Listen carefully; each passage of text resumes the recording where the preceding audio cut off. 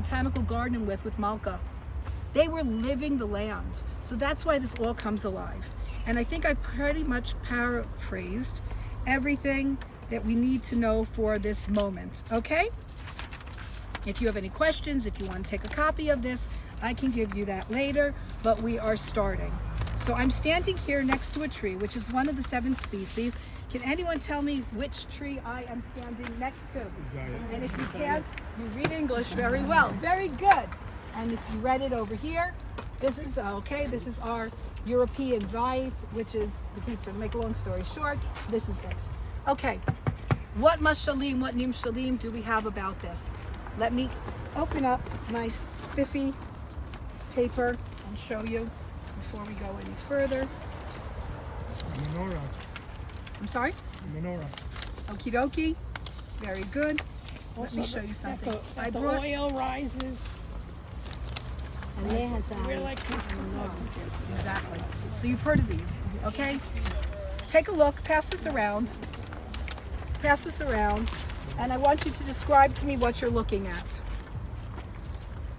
Well, the right is olive tree. Right? You're looking at olive trees? This is actually, believe it or not, this is Sebastia, or which was known in the past as Shomron. Do you remember King Solomon? It's okay if you say no, but yes, you've heard of Shlomo Melech? Okay, and what happens after he dies? The kingdom is divided, correct? And where is the new capital located? Very nice. Okay, and King? Okay, and who builds this amazingly gorgeous palace? Omri. Okay, so thank you. What I want you to notice is, no, you can still hold it for a second. What I want you to notice is, this is, have any of you been there to the palace? It's in the Shomron. At the moment, to get there, you need a military escort. Highly recommended to go next time the Beit Sefer Sadeh, the field school in the area, says that they're going to be having a trip there. Highly recommended. It's almost, except for now, all the vandalism that's been going on by the Palestinians. But except for that, it is in such pristine condition that the little, maybe you will find one. If you've been to the Israel Museum, you will see in the Israel Museum miniatures carved from ivory. And they're magnificent, you know, miniatures, like they're stunning. They're even, there's one like a person peeping out from railings. Little tiny miniatures. Another one is like a little figurine. They were found in this palace. So that is showing you what luxury was available back then. And this picture of the beautiful columns as the entranceway into this is on the other side, all these olive trees. So if I'm showing you this, what is the first thing that comes into your mind? What a beautiful picture. How lovely that they have landscaping. But no, if you open up Micha, does anybody have Micha on them? If you look in your source sheets, okay, I tried to do them in alphabetical order because I didn't know which way I'd be guiding you guys here. So if you look up, everything here is listed in alphabetical order. Go into, this one is olive, so I would go to page 6 for O for olive. There's grapevines getting Because I didn't provide you with everything. There you go. I want you to look at olives, page 6 you said? I don't know. Okie dokie. So what I want to show you is, these are the ones that I'm giving you, and now I'm going to bring you a surprise one from Micha, and I want to read to you. Does anyone still have it, or you gave them all back to me? You have one? Okay, great. Can you come forward, please, and be my holder? Okay, excellent. So if you're going to look up Micha here, let's find good old Micha. I'm sorry? What Perek? Okie doke, 1 second. We're going to go to Perek. I'm going to go to, let's see, which one do I want to do with you guys right now? I'm going to go to Micha, chapter 1, verse 6. Okay? Does anyone have a Tanakh here except? Yeah. Okay, great. Okay, fine. Okay, look, this is something very old-fashioned. I think with your group, I have to explain. This is something that has pages, real pages, and it's called a book, Okay? We grew up with these. Long time ago, we used to have these. Okay, so if you open up Micha and you go to Parak Aleph and you go to Pasuk Vav, which is 1:6, and can someone else read for me in Hebrew with a better accent than me? ושמתי שומרון לאי השדה למטה כרם והגרתי לגיא אבניה ויסודיה אגלה. Okay, excellent. And this is a symbol of this is a description of the destruction that's going to happen.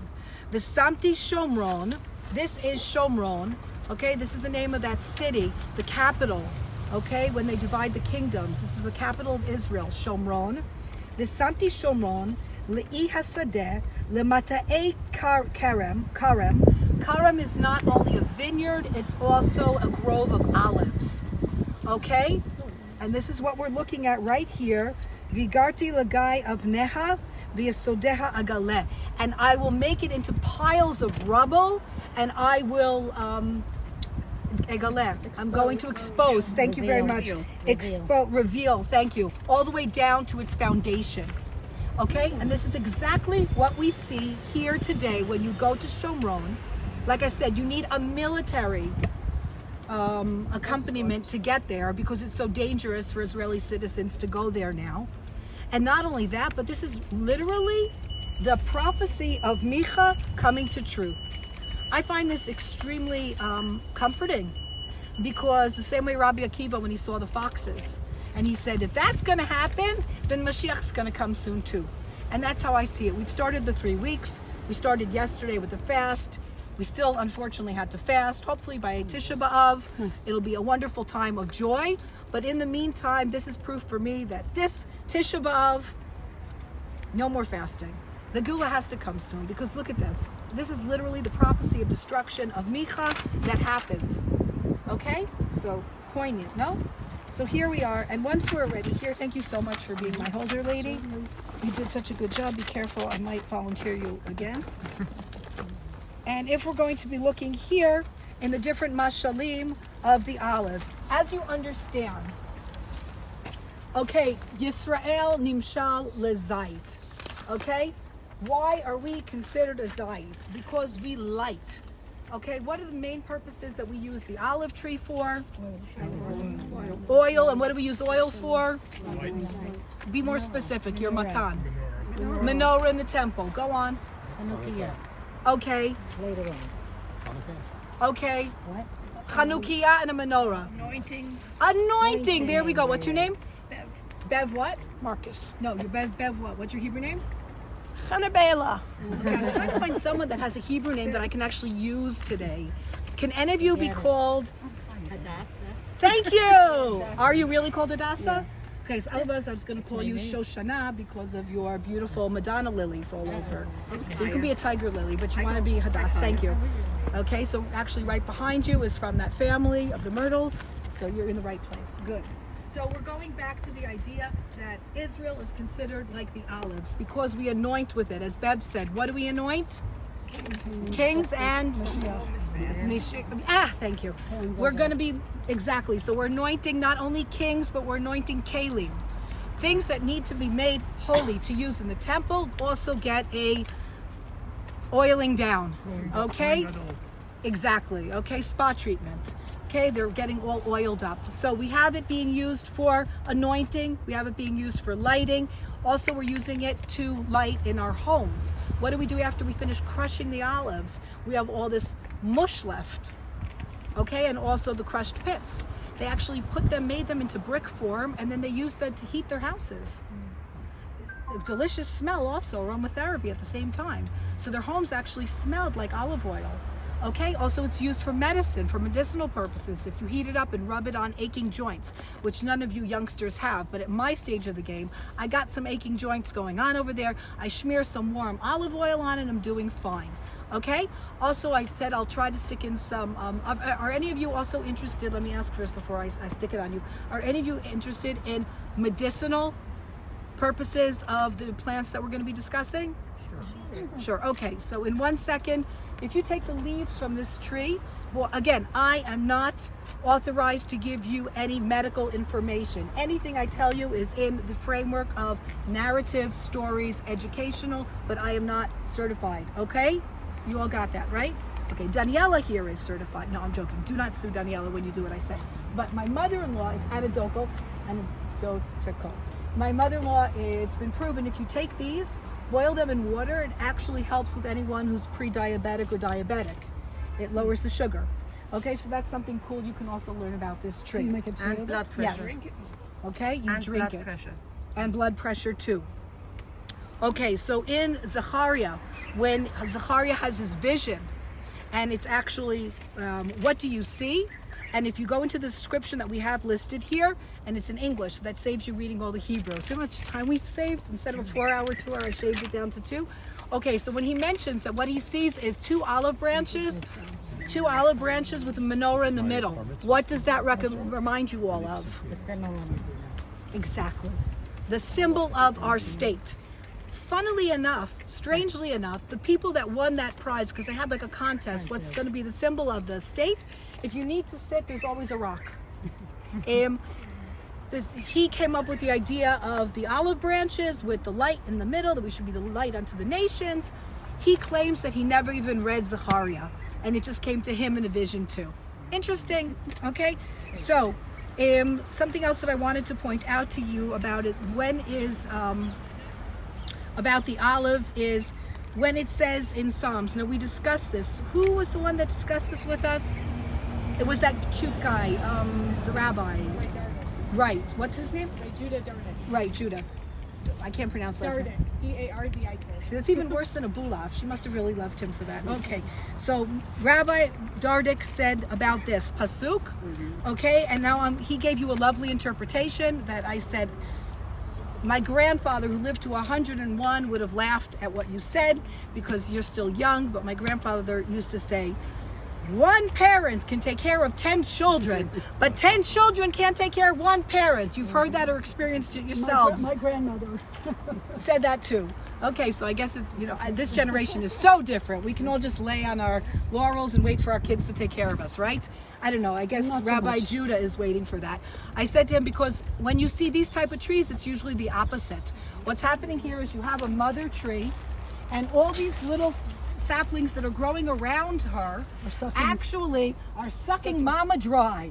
Any of you in the group ever felt that you've been sucked dry by your little lovely children, your blessings? So what's happening here is these are actually sucking mama, and then when you see the hollow inside of an ancient tree, it's because the saplings actually grafted themselves onto her, and there's no more mama left in the middle. Remember that story about the giving tree? Yeah. Okay, so this is actually a living giving tree. But what do I want to point out here is that in Psalms, in Tehillim 128, when it says, your wife shall be like a fruitful vine, well, you all understand that, right? Vines, fruitful, women, fruitful. Your children like olive shoots around your table. Why are their children considered like the olive shoots?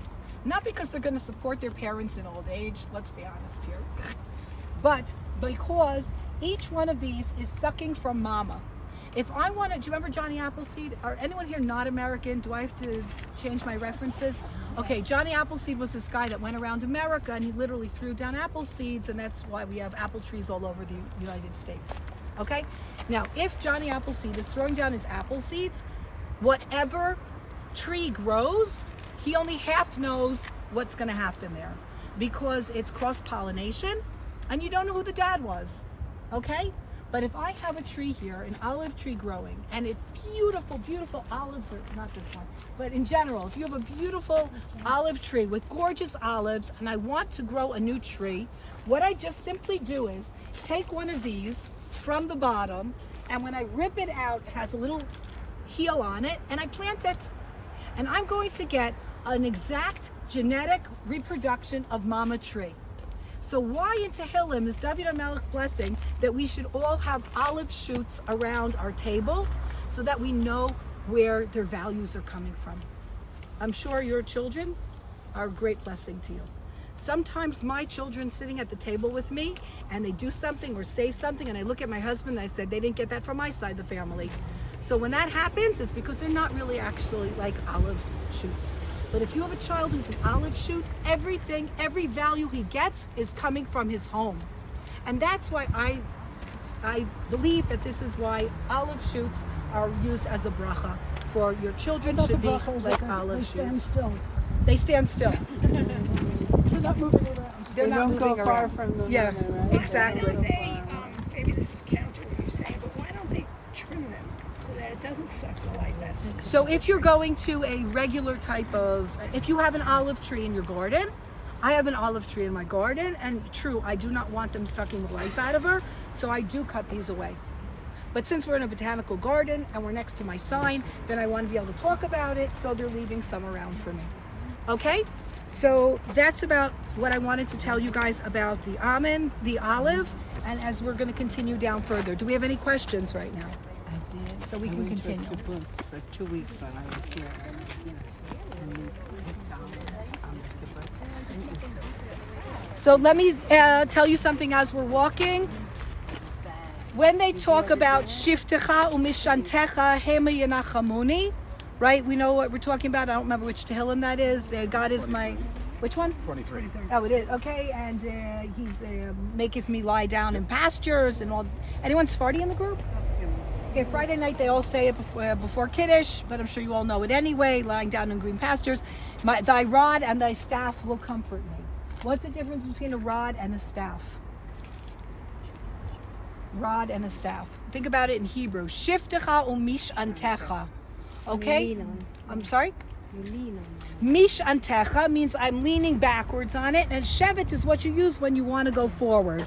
Okay, so it's both ways. Whether you lean forward or start falling backwards, Hashem will be there for you in either case. And when we have those branches coming out from the bottom there, sometimes you can get a really good one, and it actually like has its own little bump attached to it, and then it's called a shevet. So you're using one of those. Okay, let me continue because already half of our time is over. Come on, but at least we got one plant done, right? It was wonderful. They said, just raise your hand and go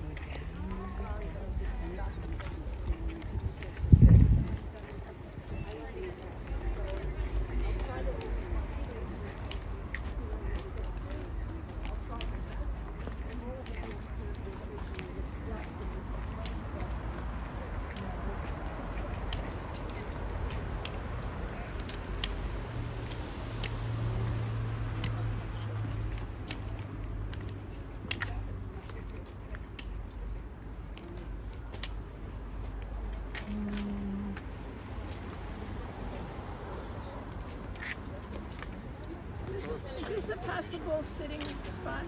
This is a possible sitting spot.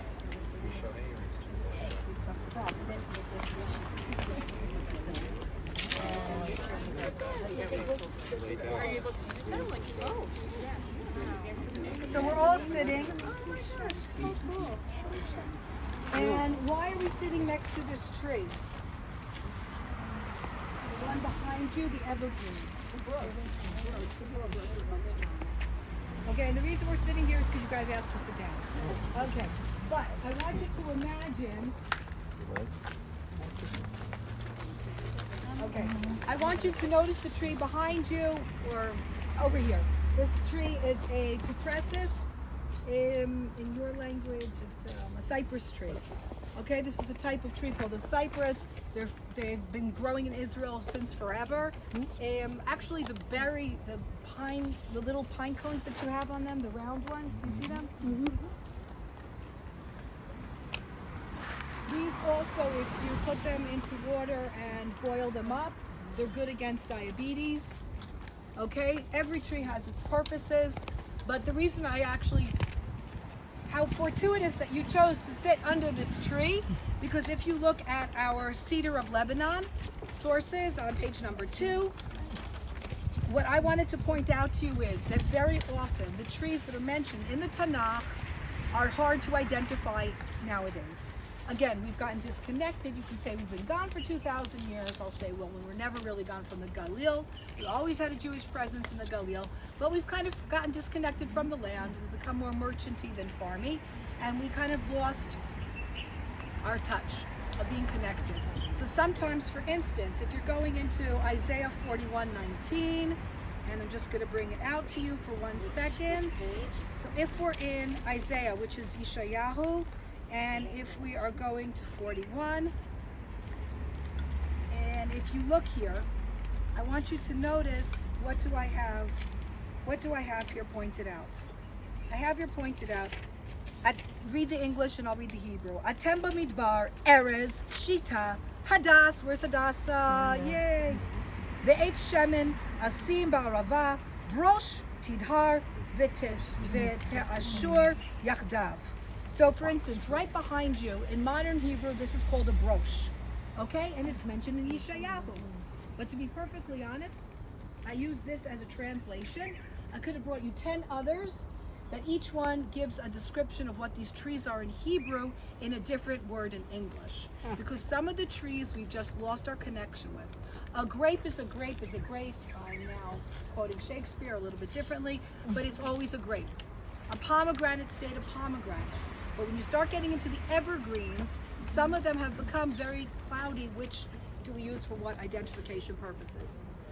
But on other times, it is so obvious by the rest of the pasuk that we can understand what they're talking about. Like the olive stayed the olive. When you talk about misaviv l'shulchanecha, there's no other tree that this exemplifies it as well as the olive. So that's an olive stayed an olive. Whether this is a brosh, and in Yeshayahu, he's talking about this one, the cypress, or he's talking about a juniper, or he's talking about a pine tree, I can't be sure. Maybe you can. I can't be sure, and I just needed to tell you that before we continue.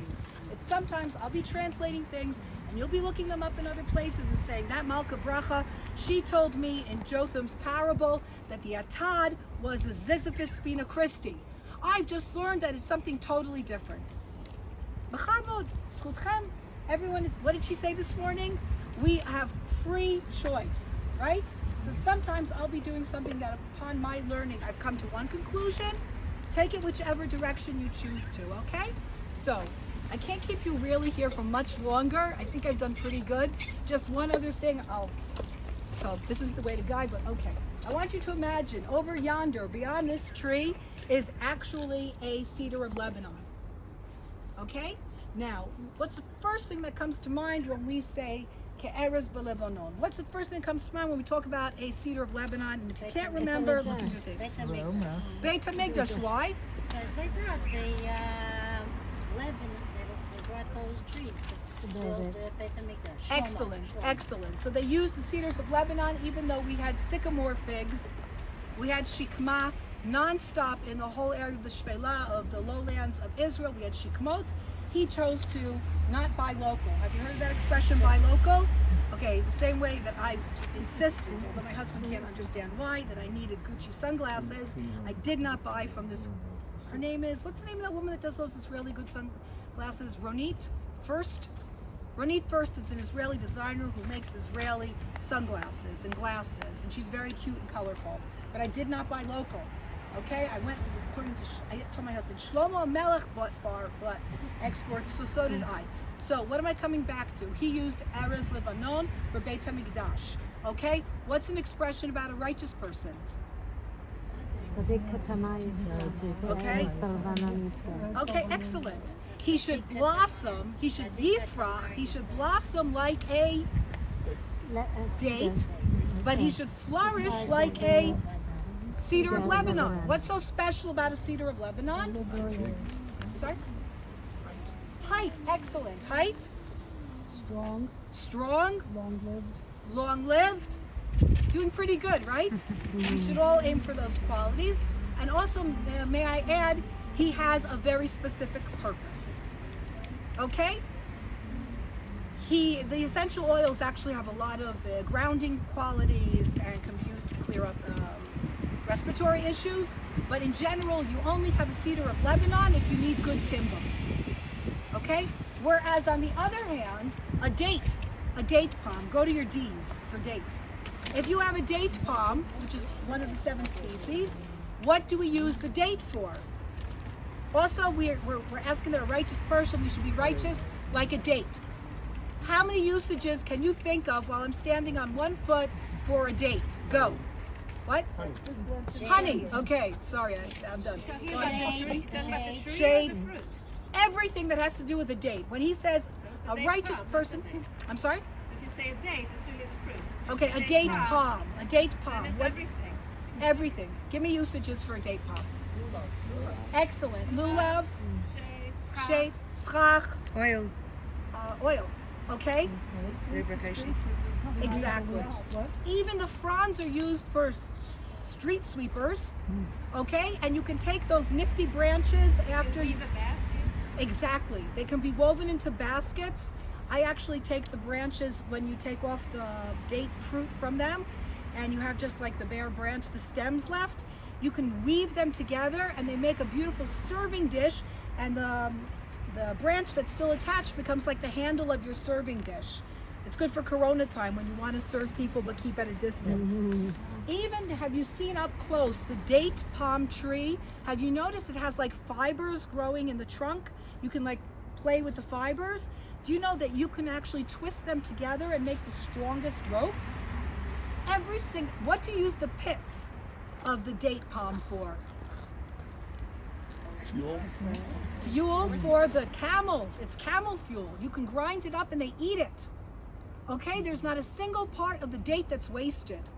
Everything. So a person is righteous like a date palm.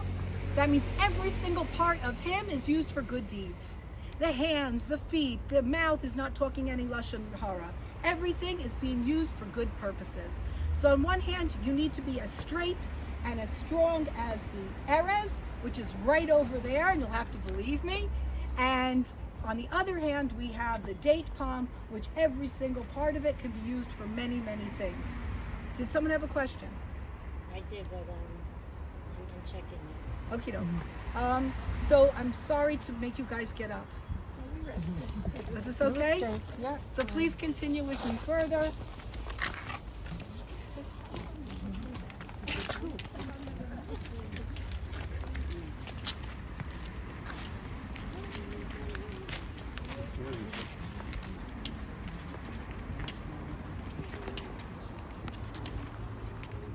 Okay. Okay. Another seating place? Does anyone want to sit? What is that? Would anyone, are we standing or sitting? It's pretty. Okay, so you have an opportunity to sit if you want, but I promise I won't keep you too long here. Okay, if you read the sign, it says Achirotam HaChoresh, which means the Achirotam of the forest. Now, this is related to the broom family. And why am I talking about broom? Because if I want you to look up Retema in the R section, who's going to tell me what page it's on? 7. Thank you so much. If you go to page 7, and I'm showing you this because I don't know when I'm going to get to a real Rotem, but Achi Rotem, heck, it's close enough, okay? There you go. You can always complain to the Botanical Garden. She didn't bring us to the Rotem, okay? You can write that. Have them write that in their questionnaire feedbacks. Why am I showing you this? Because it's very close to a Rotem. What is a Rotem? A Rotem is a tree which grows in the desert, okay? It grows in the desert. It has barely any leaves. If you notice, this plant has barely any leaves too, because it's a desert plant, so it doesn't want to expose itself by having wide, beautiful leaves like in the tropics. This plant needs to save its water, okay? Something else that's special about this tree, not this one, but the Rotem, which looks very similar to this tree, is that the quality of this tree is that when it's dried and burnt, it takes forever for it to extinguish. Okay? So if you are on a survival mission in the desert, which is all, I know all of your plans are, the minute the summer program in Matan finishes, you're heading down to the desert with a sleeping bag and nothing else. So what you're going to do is what the survivalists in the Israeli army do. You know, the ones that are in like those special units? What they do is they find the Rotem tree in the desert and they dig a hole in the sand or in the rocks, because there's very, very little sand in our deserts. And they pile it up with this tree and light it. And then they cover it with sand. And guess what they have? An electric blanket till the morning. This is a type of tree which burns so slowly and so hot that all night you sleep on top of it and it's toasty warm. Burning bush. Very nice, like the burning bush. Something else that's cool about the Rotem is that in ancient times, They didn't have lasers. I know it's hard to think about. Well, since you guys are all iPhone Bibles, I can make fun of you like you're 3 generations younger than you are. And what they did was, if you needed to see how far it was to the wall you're going to conquer, because you're conquering in the night, nowadays you just take your iPhone, you probably have a laser. I know that you have navigation and you can have a compass, maybe they also have lasers on it. And the laser stops and actually measures how far the distance is. But back then, what they would do is they would take the branches of this rotem and they would carve it into arrows, and you would then shoot at burning one of the gachale rotem, and you would see it burning, burning, burning, and boom, when it hit the wall, you know that that's how far you had until you had to go and attack the town in the middle of the night. Why am I telling you all this? Because it's interesting. But besides that, if you're going to look over here and you're going to go to Retema, what page did you say I'm on? 7. Excellent. So when I go to this one and I say in Psalm 120, sorry, I want to read the Hebrew to you. Is that okay? Yes. Okay, so when you are going to look into Hillel 120, that's Kuf, Kaf, right? 1 second. And I want you to look with me and read the English. It says like this: Chitzei Gibor shenunim im gachale ritamim. The arrows of the hero are sharpened with gachale ritamim, with the coals of the ritamim. Why? Because like we said, it takes forever for it to burn out. So this is what they were using back then. Why is this so important? Because if you read a little further, okay? Sorry, not read further. Read one pasuk before that. Ma yiten lecha u'ma yosif lecha lashon remiya. What, I don't know how to, let me just read the translation better. What can he give you? Right, we'll add to you, you deceitful tongue. Lashon remiya. Why is lashon hara compared to a broom tree? There you go. There you go. Because once, remember that story that the guy wanted to do tshuva and he went to the rabbi and he said, pop open a pillow with dust, with feathers, and gather every feather, and that's just like the beginning of your torture to try to get back all the lashon hara, because once it starts, it keeps burning by itself. So now I'm sure you all understand that pasuk a little bit better, that once it starts burning, you can't extinguish it. One other point about it, if okay, anyone know what a carob is? Anyone like carobs? Yeah. Excellent. There you go. Yummy, right? Wait, do you have a boy tree or a girl tree? It bears fruit. Okay, she's a girl. Be lucky you don't have a boy, because their flowers stink so bad. Okay? So she has a girl tree. So she gets these carobs, which are in the shape of... Like a peapod. Speak Hebrew. How do we say carob in Hebrew? Charuv. And it's shaped just like a carob. Okay? So they're shaped like a sword. Okay? And the carob tree, I'm not going to take you back there, was way in that direction. Okay? So let me ask you a question. If I have a sword, a charuv, if I have a sword and I'm killing somebody, it's kind of direct. Okay? I need to have a personal touch here. But when I kill somebody with an arrow, it's lelo maga. I'm not touching them, but I'm still managing to kill them. Just like our lashon hara. When the chitzim, when the arrows of lashon hara go out, no personal touch involved, but not only does it harm the person who I've spoken bad about, but it harms me, the speaker. The more I speak lashon hara, the more I become diseased. Okay, we all remember what happens to Miriam, what disease she gets.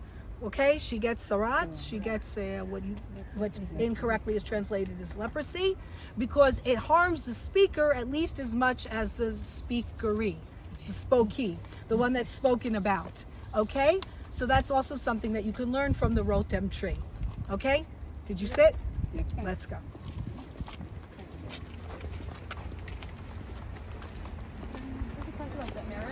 The arrows with one purpose, to the righteousness of like being yashar. Yes, and he has a specific mission. It's not going off on itself. Hey, I know we're not done yet. It's so beautiful. I love cameras. I'm like, I'm such a high just for good. Thank you very much. My pleasure.